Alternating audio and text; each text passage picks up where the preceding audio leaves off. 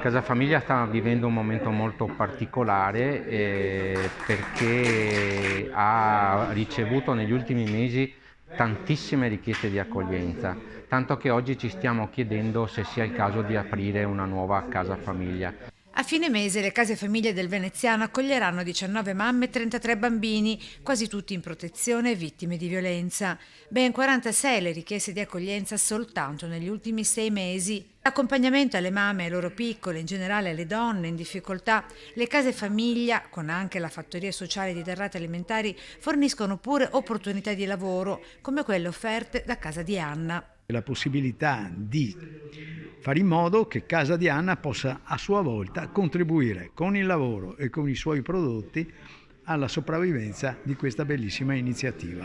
Progetti di solidarietà che prevedono grandi finanziamenti e giunti fortunatamente nei giorni scorsi grazie a 240 donatori, raccolti ben 10.000 euro e donati a sostegno delle donne e dei loro piccoli l'8 marzo dai Lions Club di Venezia e Mestre. È un progetto triennale, noi pensiamo di rinnovare questa esperienza per altri 2 anni in modo da renderci sempre più disponibili, sensibili a quelle realtà che hanno bisogno sia sul piano sociale e sia sul piano economico.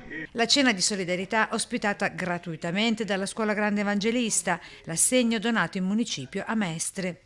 Con questo gesto andiamo ad aiutare delle donne in gravi situazioni di disagio della Casa Famiglia San Pio X e Casa Taliercio, donne che con il loro percorso, il loro vissuto hanno bisogno del territorio.